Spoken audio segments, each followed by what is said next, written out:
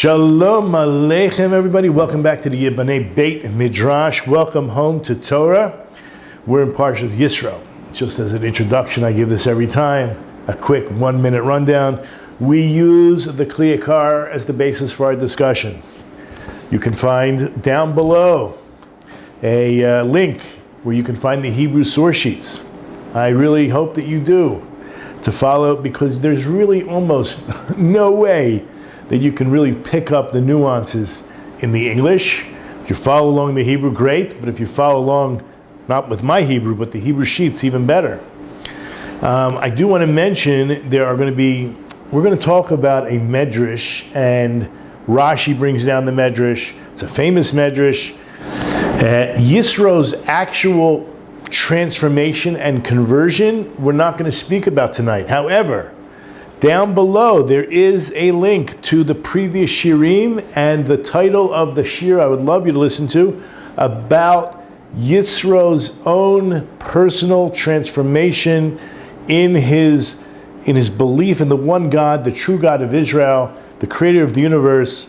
It's called The Truth Seeker's Guide to the Universe. It's down below. I encourage you to listen to that and to follow the sheets. We will not be discussing that tonight. What we're going to be discussing is a midrash that Rashi brings down, although Rashi doesn't bring the entire midrash. The Yakar brings down the entire midrash, and he goes through the psychological thought process of Yitro in each one of the different opinions expressed in the midrash. I don't know if you'll find it anywhere else, but you'll find it here on the in the Yiboneh Beit Midrash on the Yakar. So we're in chapter 18. Now I would love for you to become familiar with verse 1 through 6 in chapter 18. As we see in English, we'll start out with the English, that in verse 1 it says, the Yitro heard. And in verse 5, I want you to go to verse 6, but nevertheless, but in verse 5, it says, the Yavo Yitro, and Yitro came. I want you to pay attention to everything that's in between, including verse 6. Yishma Yitro heard something, and there is a narrative, a very important narrative that perhaps we didn't pay so much attention to. And then it says that he came. The midrash expresses three different things, three different opinions about the report that Yitro had heard, and he came. It's very important that we dissect the midrash, and we'll start with just understanding the verses first. So Yitro, the minister of Midian, the father-in-law of Moses, heard everything that God did to Moses and to Israel, his people, that Hashem had taken Israel out of Egypt. V'yishma Yitro kohen Midian choten Moshe et kol asher asa Elokim leMoshe u'LiYisrael amo ki hotzi Hashem et Yisrael miMitzrayim. Then the next verse, which is really part of this very important narrative that perhaps we skip over and we don't understand exactly what's going on, it says Yitro, again, the father-in-law of Moses, took Tzipporah, the wife of Moshe, after she had been sent away.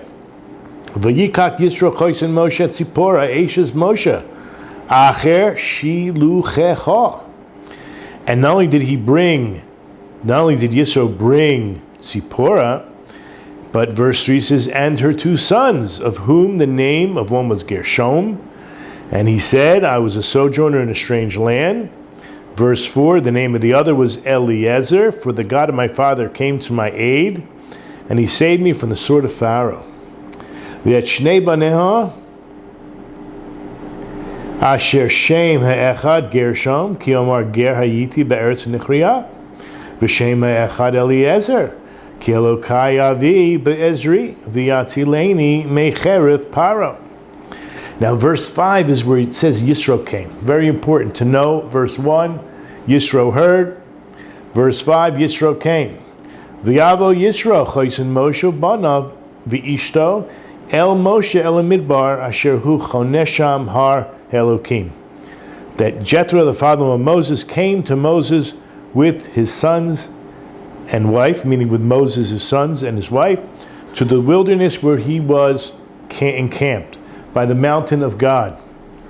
Verse 6, he said to Moses, I, your father-in-law Jethro, have come to you with your wife and her 2 sons with her. So verse 6 in Hebrew, Vayomer al Moshe ani chotencha v'yitro bo elecha v'ishtecha u'shnei baneha imo. So the Yakar begins by quoting this verse, V'yishma Yisro kohen midyan choisen Moshe v'chulei. And he quotes right away this famous midrash, which interestingly enough, and I want to point out, Rashi does not bring the entire midrash. And we could ask, and maybe should ask, why. So the midrash goes like this, B'yilkut masik. Here's the quote. Ma shmua shma'u ba. What exactly did Yitro hear? What report was it that he heard? And he came. There's 3 opinions. Rabbi Yoshua Omer Milchemet Amalek Shma'u ba. Rabbi Yeshua says that he heard about the report of the war with Amalek. Very important to remember these 3 opinions. We will go into them in depth. Rabbi Elazar Hamodai Omer Matan Torah Shma'u ba. That it was the giving of the Torah, receiving of the Torah, the revelation of Mount Sinai, that Yisro heard and he came. And the 3rd opinion is Rabbi Eliezer Omer Kriyas Yamsuf Shma'u ba. We have a lot of problems that we have to discuss before we really go further. One issue is, this is chapter 18. Chapter 18 is Parshat Yisro, begins.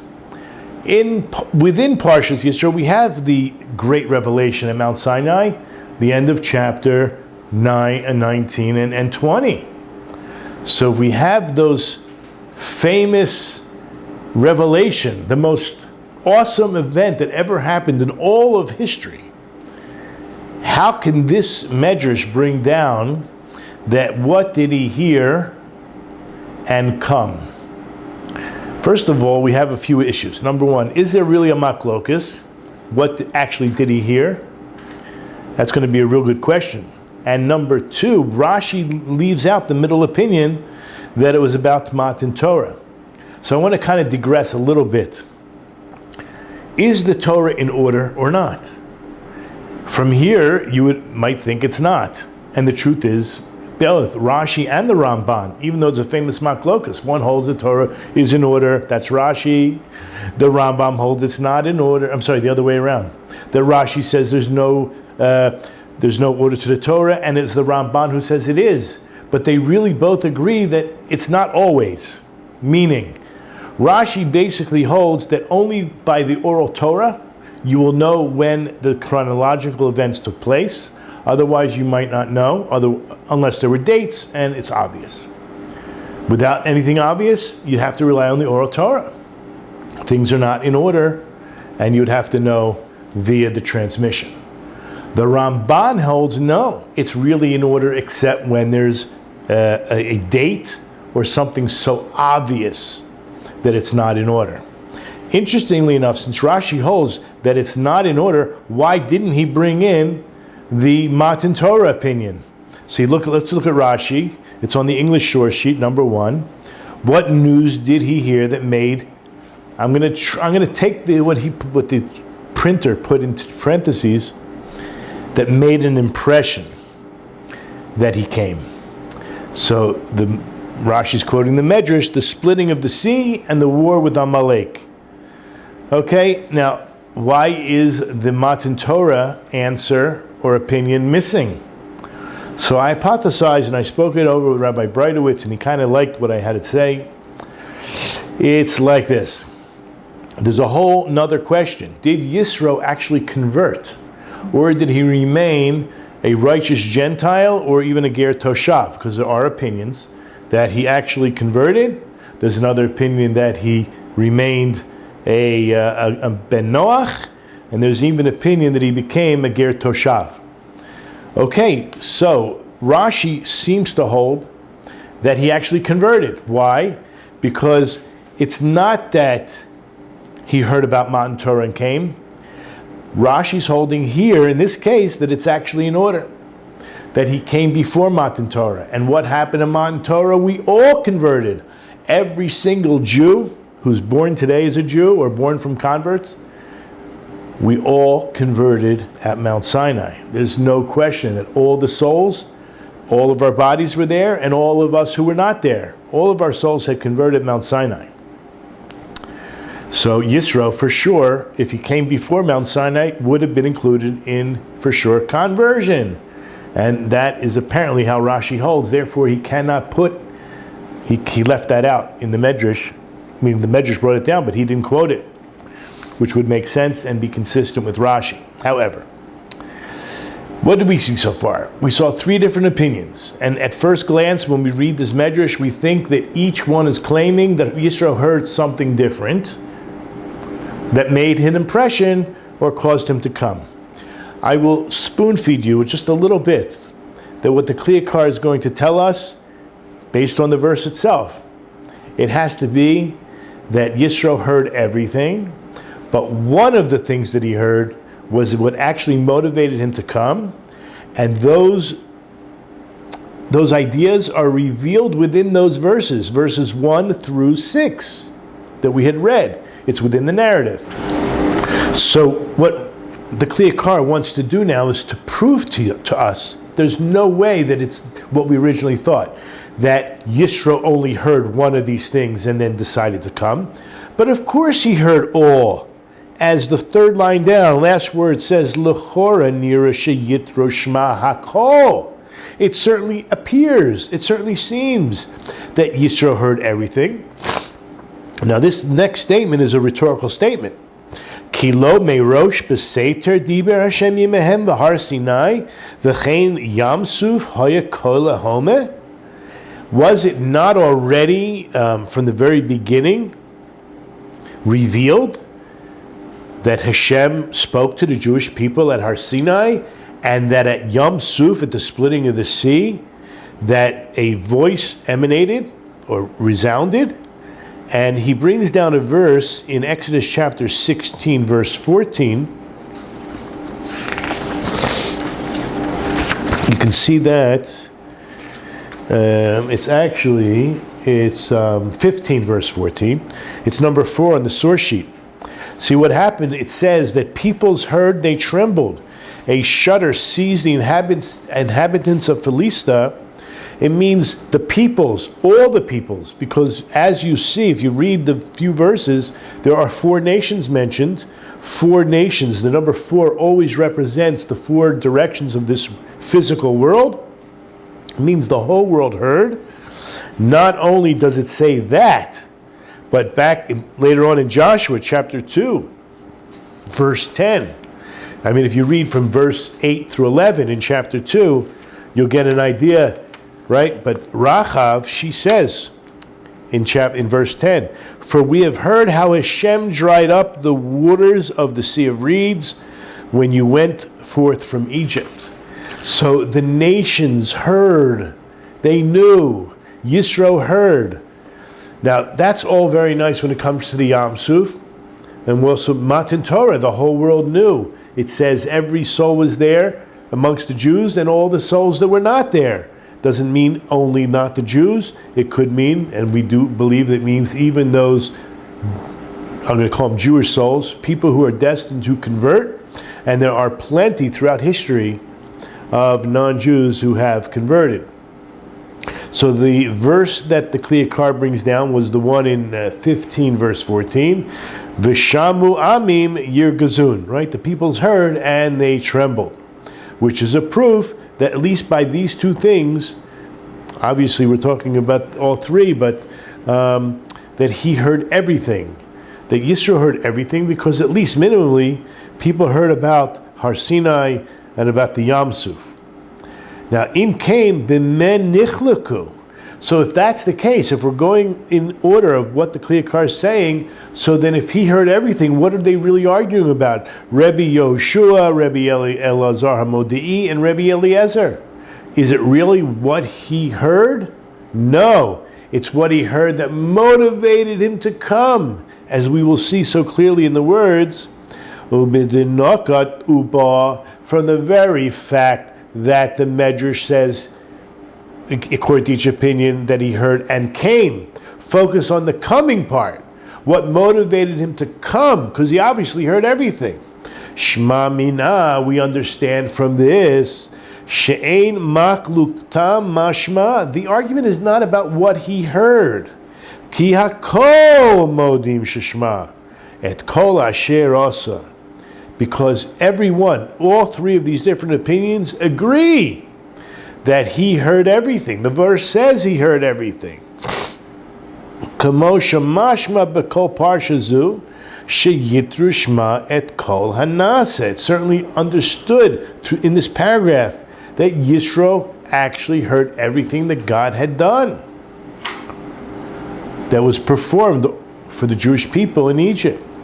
However, she'ikar makluktam, what is the real essence? What is the prime argument here? Eze shmua garma. See the word garma. Which report was it that garma, that caused lo lavo im ishto ubanav shal Moshe? What was the motivating factor? What caused him to come? But he didn't come alone. See, as I described in the introduction, if you want to know where the transformation of Yitro takes place, that's just a few lines later, verse 8 and onward. Okay? But this is something that motivated him to come first, and only once he's here, as I mentioned. Did we read verse 8? Verse 8 says, Moses told his father-in-law everything that Hashem had done to Pharaoh in Egypt for Israel's sake. And then Yitro rejoices. He says, Baruch Hashem. And in verse 11 he says, now I know.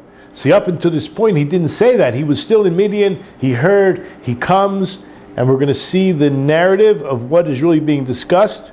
His transformation only takes place really in verse 11. Now I know that Hashem is greater than all the other gods, for in the very matter in which the Egyptians had conspired against them, on and on and on. I just want you to know a little bit of an idea. Listen to that right down below. There's a link. It's called The Truth Seeker's Guide to the Universe. Okay, so that's where the transformation takes place, especially in verse 11. Keep in mind, in our very first verse where it says he heard everything, it uses the name Elohim, which is Midas Hadin, which is judgment, and that Midas Hadin effectuated Moshe and Israel. Whereas in verse 8, it says that he told him everything that happened, but it says it was Yud Ke Vav Ke that effectuated, that acted upon Pharaoh and Egypt. That's part of a truth seeker. A truth seeker wants to know the truth. He wants to know who the real overreaching, all-powerful God of all gods is. And therefore, it's only when you're able to put together that one being can effectuate good and can effectuate bad. Okay? In other words, if it's someone who's seeking the truth and he believes in a duality for some reason, he thinks that there's a good God can only do good, and there's a God who can only do bad, so then he's not all-powerful. He's obviously weak, because when my enemies come against me, he's going to do them favors instead of taking vengeance. Okay? So keep in mind that idea when you go and read about Yisro's transformation, to understand that it's one God. Everything emanates from one being. Everything. Good and what seems to be the opposite of good. Everything emanates from one being. Let's go back into where we're at, where we just mentioned that the argument has to be on the word ba, uba. Why did he came? What motivated him to come? So that's what the Yakar emphasis now. Lakak nekat lashon uba bekulam. Remember, in the midrash it says, and he came. He heard and he came. Based on the three different opinions, all of them agree that he came. So the kulam hevinu, all three of the different opinions agree and understand. They understand. Shekol pasuk rishon nimshak lepasuk v'yavo Yisro. That verse 1 extends, it's like one long narrative until verse 5, that Yisro came. Yisro heard, and Yisro came. It's exactly the words in the midrash. Ki'ilu amar, as if to say, Lefi shma eze chidush yechricho lavo. Like, which report did he hear that brought up a chidush, some kind of new or novel idea, something he hadn't heard before, that forced him to come, that motivated him to come, that enticed him to come, that, right? Al came bo, therefore he came. And not only that, not only did he come, because remember, he didn't come alone. He came with Tzipora, the Yikach imo es Tzipora eches Moshe. That's why he came, seemingly. We'll see why. The kosher lehem. Now, what was so difficult or bothering each one of the three different rabbis? Mashmushma. What report was it that he heard? Shegarma, that caused him to come lo lavo im eishes Moshe ubanav, with Moses' wife and sons. So now we're going to go through the three opinions. Rabbi Yeshua Omer. Rabbi Yeshua says it was the Maklokas with Amalek that he heard. Kiyamar Hashem. What does Hashem say regarding Amalek? Shayim milchama ba'Amalek midor dor. That the war with Amalek will always be generation after generation until the end of time. If that being the case, who was Yitro? Where did he go after he left? He didn't come to Eretz Yisrael. That's why there's even a maklokas whether he converted. He obviously, right, in the Torah, it seems like he left. The Yitro hayadar bein Amaleki, that where he came from and where he lived and went was amongst the Amalekites, somewhere near Arad, somewhere in the Negev. Now we go to 1 Samuel. Go to number 6 on the English source sheet. Now then King Saul was, and we know that he failed in his mission to wipe out Amalek, but Saul came, this is in chapter 15 of 1 Samuel, verse 5 and 6. Saul came as far as the city of Amalek, and he fought in the valley. Now what did he say to these people called the Kenites? He said to these people, these Kenites, by the way, are the descendants of Jethro. Okay, we'll see a little bit. I mean, are they Jewish or not Jewish? They're living amongst or close to, on the border of the Amalekites, in an area called Arad. And Saul says to them, turn away and go down from among the Amalekites, lest I destroy you with them. So he's like going to protect them. He's not going to kill them with collateral damage. And why? The verse says, and you did kindness with all the children of Israel when they went up out of Egypt. And yes, the Canaanites turned away from amidst Amalek.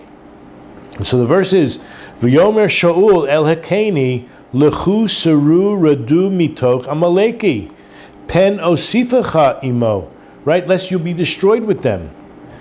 And it says, V'ata asita chesed im b'nei Yisrael ba'olatami Mitzrayim. There was a, paying it forward, as they say. Somehow, the Kenites are attributed to doing chesed when the Jews left Egypt. What chesed did they do? Rashi says there on that verse, the Kenites, the descendants of Jethro, who were residing in the wilderness of Judea, in the south of Arad. Now, this is a little bit mysterious, because it says they went to Jabez to learn Torah.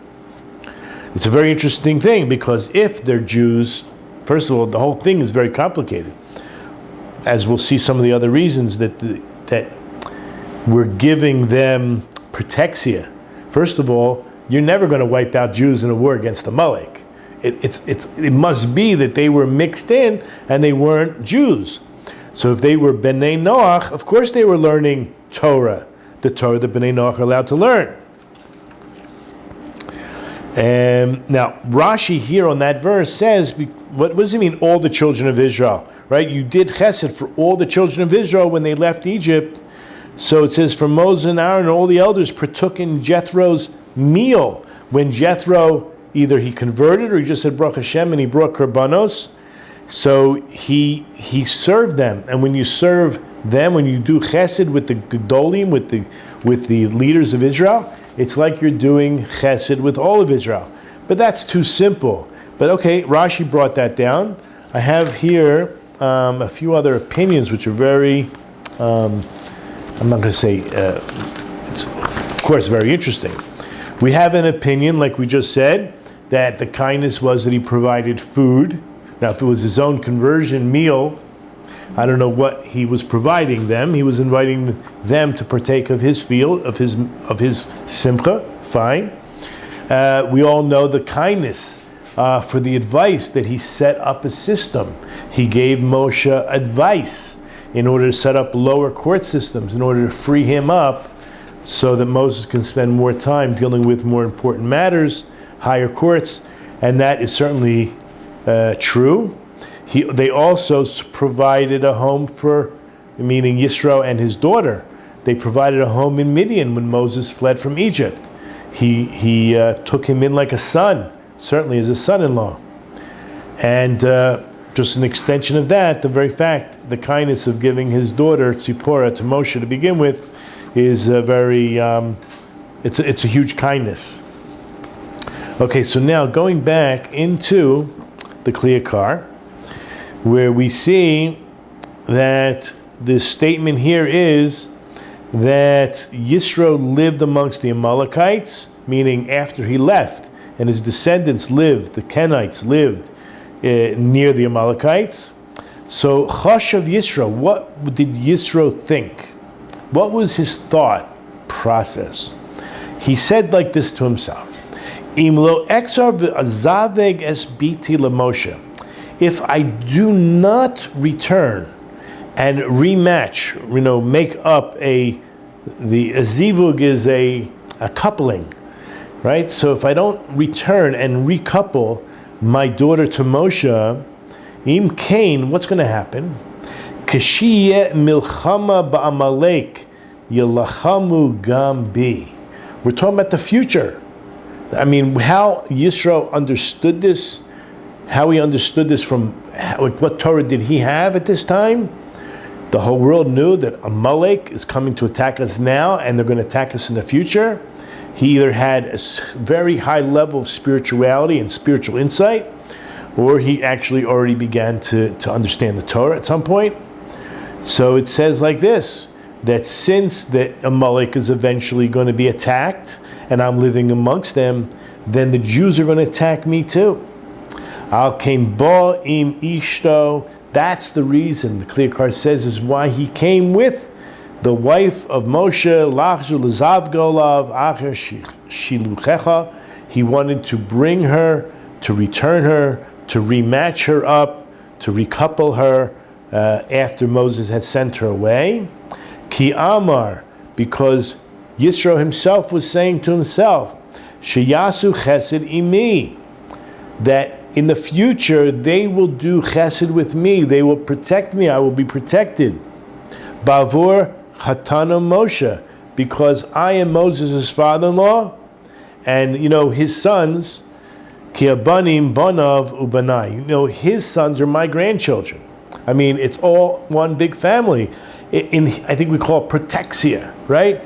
Now it sounds like at this point, as I mentioned, the transformation of Yitro becoming either a convert or a full-fledged B'nai Noach doesn't happen until we see chapter 8, verse 8 through 11 and whatnot. But perhaps what motivated him to come was almost self-preservation. That's not a bad thing. He loves life. Okay? So it sounds like he was doing it, at least according to Rabbi Yeshua, for self-preservation. Now, let's go into Rabbi Elazar Hamodai. He said it was because of Matan Torah. We already discussed this idea. Perhaps Matan Torah, right, came after, meaning he came after Matan Torah. That would be this opinion. According to Rashi, it seems like he came before Matan Torah. But if he heard about Matan Torah and that motivated him to come, again, it was something to do with his daughter, with Moses' wife, that he brought her. That's what the narrative is. So what did we hear about Matan Torah? In chapter 19, verse 15, right before Matan Torah, it says that a man must separate from his wife. Where do I have that? On number 7. Behold, he said to the people, be ready for 3 days. Do not go near a woman. V'yomer la'am hayu nechonim l'shloshes yamim al tigshu el isha. Now, if that's true, this is what he reasoned. It's called a kal v'chomer. It's a reasonable, logical argument. In his head, he said, in order to talk to God, the Jewish people had to separate from their wives, and the wives also had to separate from their husbands. They had to be in a total state of purity. I don't want to go into it, people who know what I'm talking about, but basically through the semen that's coming out of the man, also it's going into the woman, this creates an impurity, and therefore they go to the mikveh and whatnot. So in order to be prepared to meet God at Mount Sinai, the Jewish people were warned and told, stay away from your partner for 3 days. Now, what about Moses? We all know later on that Miriam and Aaron were involved in some kind of issue with speaking, perhaps, or listening to Lashon Hara. One was saying to the other, it's not fair. I mean, what is this? He's so holy, right? Miriam was saying to Aaron, he's so holy, he cannot be with his wife anymore. He's separated totally. Something's not right. And this she got leprosy for. It was Lashon Hara, none of her business, really. But so what happens? Moses on his own made an executive decision that since I'm on call, I understood the Jewish people before the Great Revelation have to stay away from their wives for 3 days. But I'm on call. At any moment, God can say, hey, Moshe, I got something to tell you. And you got to tell the people. So Moses became celibate. Okay? He became celibate and he sent his wife away. Let's read the Yakar. He says, V'chashav Yitro. What was Yitro thinking? Lidrosh oto kal v'chomer shedarash darash Moshe. He came to the same conclusion. He understood that Moses was not allowed to be with his wife in a sexual way anymore. Uma Yisrael, what was true by Israel? Shelefi sha'ah kiblu es Torah. At the moment that the Jewish people received the Torah, parshu min isha, they separated from their wives. Kol shekain Moshe, how much more so? Moses understood, and Yisro also understood. Shahashchina midaberet imo kol sha'ah, because the divine presence could speak to, and did speak to Moses whenever it wanted. Shia pirush meishto mikol v'kol. Therefore, Moses understood, and Yisro understood, that he should be separate from his wife entirely, at all times. V'lo yishlach od achareha. And he would no longer seek her or send for her, and that would be the end of that relationship. Al Cain, therefore, what was Yisro thinking? Bo Yisro, Yisro came with her. Vehevi lemoshe es ishto, he brought to Moses his wife, meaning Yisro's daughter Tzipporah. They had already been previously married, now they were separated. She was living with her father at this point, and he comes from Midian, and into Egypt and brings her. Kedei shitodor etzlo, in order for her to live with him. Everyone needs a companion. Everybody needs love. Even, right? We're not talking about a sexual sense. We're talking about a friend. And wait till you hear this. It says in Isaiah chapter 44, verse 13. We'll find that in number 8 on the English source sheet. It's a very interesting verse, but it's really only the last few words I'll read it anyway. The carpenter stretched out a line. He beautifies it with a saw. He fixes it with planes, and with a compass he rounds it, and he made it the likeness of a man. Just imagine what this verse could be talking about. Listen to the beauty, the cherry on top, what do you call it? The whipped cream and the sprinkles, right? Like the beauty of a man to sit in the house. Keteferes Adam l'sheves bayis. What does it mean, house? We saw before, it was last week or a few weeks ago, that the rabbi said, I never called my wife, my wife. I never called my cow, my cow. I called my wife, my house. And I called my cow, the field. Because the main concept behind both of these are what the main, where she really is at. Meaning the house. She makes the house. She brings the children into the world. She raises the children. Everything about the house is the woman. She's the ikeret habayit. In modern Hebrew, there's what do you do if a woman is a housewife? They call it ikeret habayit.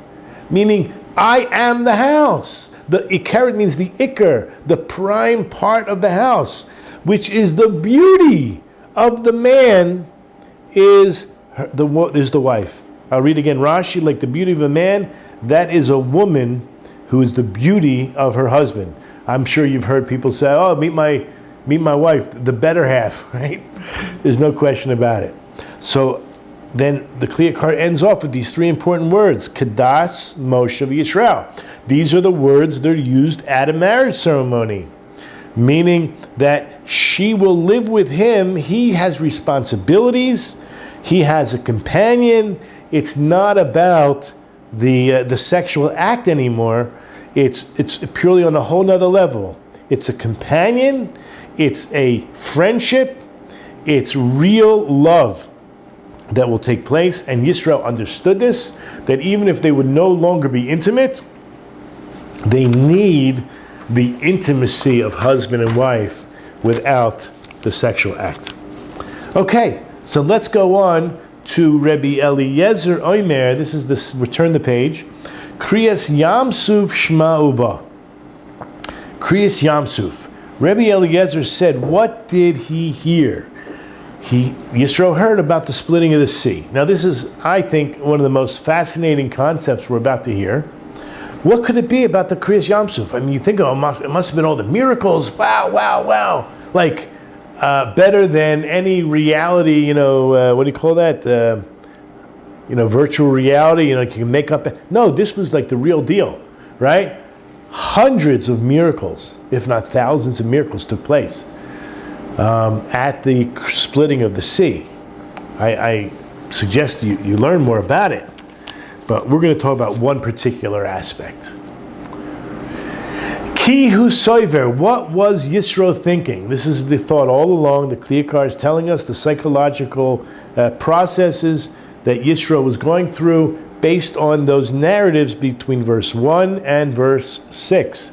Between Yisro heard and Yisro came. What motivated him? Out of everything that he heard, which he heard everything, what motivated him to come? Shemosha shalcha beget piturim. That Moses had sent her away basically fully divorced with a get of release. He had released her from the marriage. Now, this is not the Yakar making it up. Kedamasik b'yilkut parshazu. It's in the midrash, and Chazal, the rabbis, explain in Gemara Sanhedrin. Now, I'm only going to read the first 5 words, and I'll leave the next 3 words for in a second. Kosha lizavgam b'kriyas yamsuf. Well, I'm sure many of us have heard this. We try to match up our single friends, and even ourselves may have had some difficulties finding our zivug, our pair, our match. Nevertheless, the statement says that it's very difficult. It's as difficult as splitting the sea. Now, I always had a problem with this statement because God split the sea, not us, and it was not difficult at all. On the other hand, if you're saying like we're putting the shidduch together, we're trying to make the match, Well, if you're going to tell me it's like as difficult as splitting the sea, for us human beings, it's not difficult, it's impossible. And you're going to tell, so what's the point of trying to match our friends? That's not what it's talking about. Ready? Ze bezivuk sheni. This is talking about the second match. And if you're not with your seatbelt on, right, it's not your second marriage. It's your second marriage to your first wife. Like my hat just flew off. Meaning it's actually a mitzvah. It is a mitzvah. It's as long as your wife has not remarried someone else, and you can try, if there's abilities, to make up and reunite the marriage, it's actually a mitzvah. It's only within the realms of possibilities. If it's not possible, start fresh. Anyway, that this idea that it's as difficult as splitting the sea, putting people together, it's talking about putting who together? You with your divorced wife. Yeah, now you understand. Now this is what was going on in Yitro's mind. Shezivug Sheni, this second match, Zehainu Hamachazir Gerushato. This is the return. This is taking back your divorced wife. Lefi Shepirud V'zivug Zeh, because what happens is there's a separation in that marriage, and then there's a reunification. It's Doma Lepirud V'zivug Shamei Hayam. Unbelievable. It's like the splitting of the sea and putting the sea back together again. Now, you think it's just simple there was a wall of water. What was in between? Nothing. Wait till you hear this. I'm going to tell you what was in between. A whole bunch of hydrogen separated from the oxygen. That's what was in between. Listen to his words. Ki mitchila hayu hamayim mechubarim chibur tivi'i. See, at first, when the water was level, it didn't split yet, the water was connected in a most natural way, which is H2O.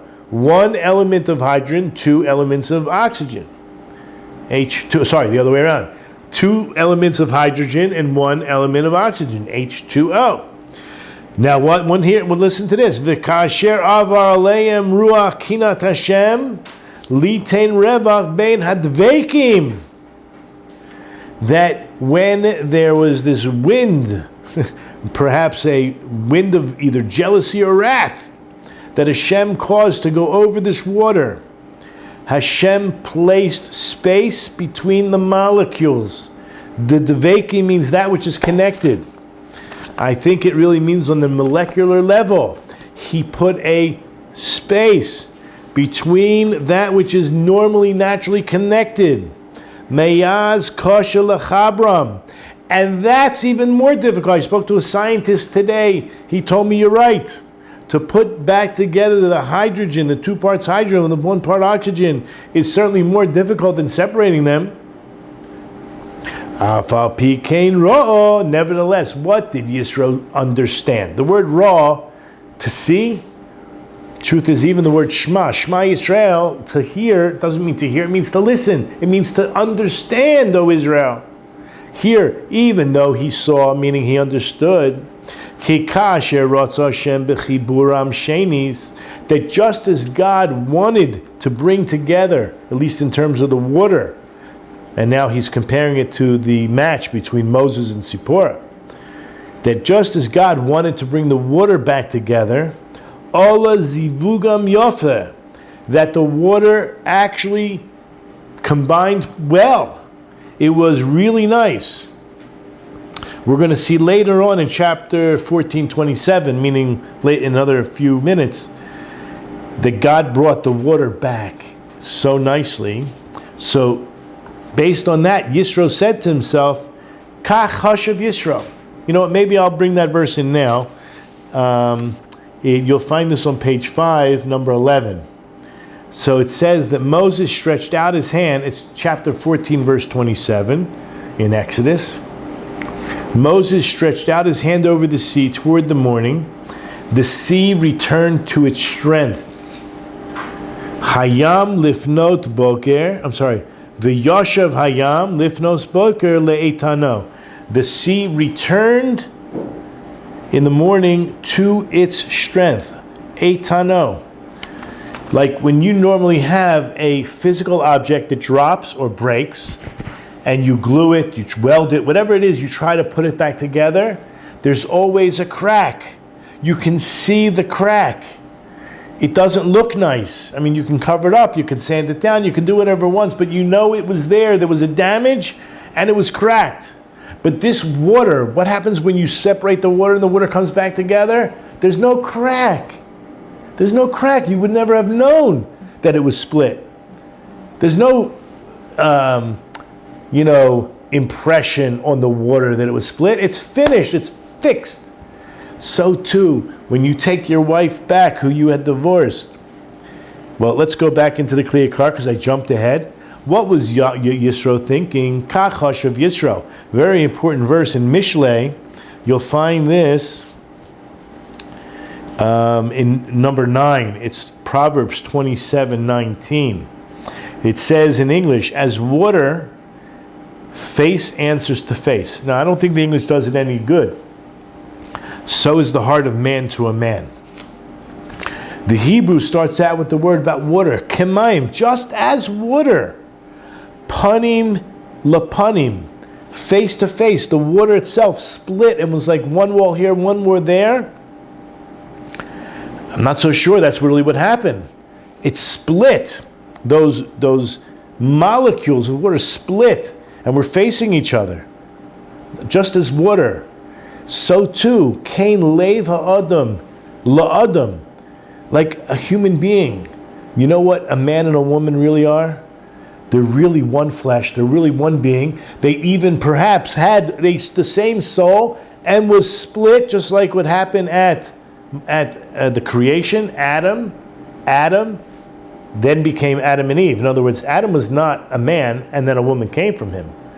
Adam was mankind. Adam was like a Siamese twin. He had a male and a female. And God split them. And now their job is to come back together. Okay? It sounds strange, but that's really what's happening between male and female. We're going to see soon. Every male has a female part, and every female has a female part. People say, get in touch with your feminine self. I say, I do. I have a wife, Baruch Hashem, right? Get in touch with your feminine self. So I think that's what this verse is telling you. Kamayim panim lapanim, just as the water itself. Even though, let's say, it really is talking about a reflection. You look into the water and you see yourself. So too is the heart of man to man. That could be a simple level, but it's very deep here. The very fact, kimayim. We're talking about water. So hine ra Yisro, what did Yisro understand? Sha'acha shiluchecha, that after he sent her away, shepatra Moshe beget, that Moses excused her, released her through this divorce process. Nitbat el-sivug, you know what? Became totally unraveled, became nullified the union that they originally had, the chibur hativi, and any kind of natural connection they actually had. Go back to Genesis chapter 2, verse 23. You'll find this in number 10 on the source sheet. When God brought her to him, man said, this time it is the bone of my bones, flesh of my flesh. This one shall be called Isha, the same root Isha, because of this one was taken from the Ish. Right? Ki meish lukacha zot. That she came from him, meaning that the entity that existed, they were one, and now they're going to come back together. So here, listen to what Yisro was thinking. V'chashav, Yisro thought, Shemeata yefshar shitchabru yachad ledur biyava ve'reyus kebirishona. What did he think originally? He thought, you know what? It would be impossible that they would ever get together again to live in peace and harmony like they originally did. So what's the point in bringing her? But after he heard about the Yam Suf coming back together in all its strength, Ka'asher Shma Inyan Kriyas Yam Suf, after he heard about the splitting of the sea and it coming back together in all its strength. She'acher peirudam shavu leitanim ki'ilu lo nifradu me'olam. That's where we go to that verse in chapter 14, verse 27.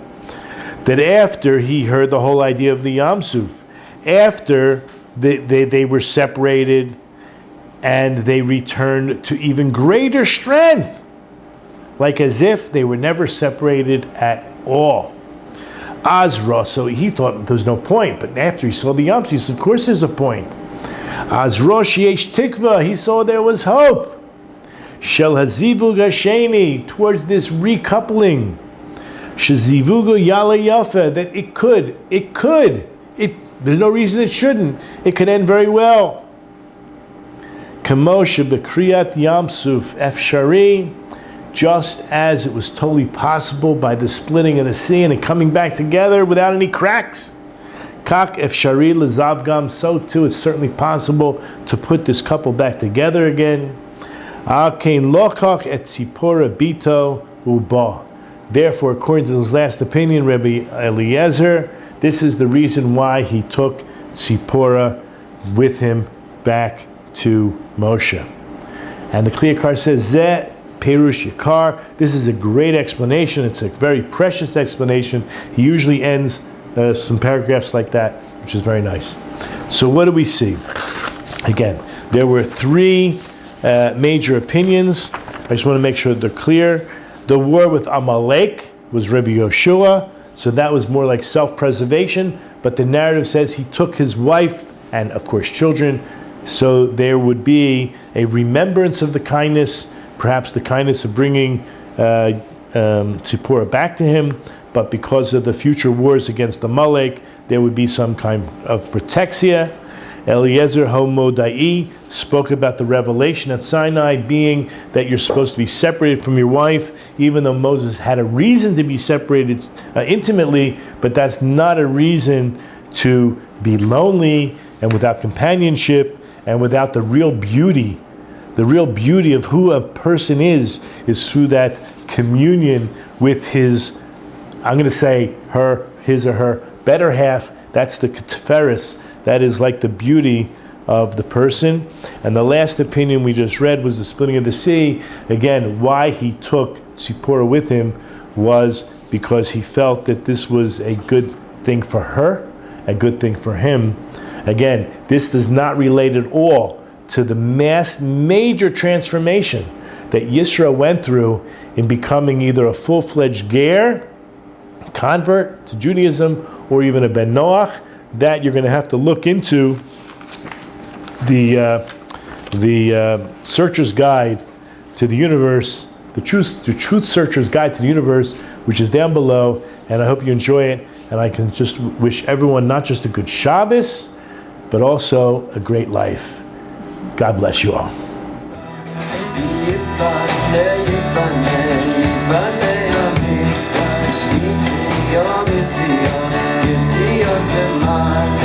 Yiboneh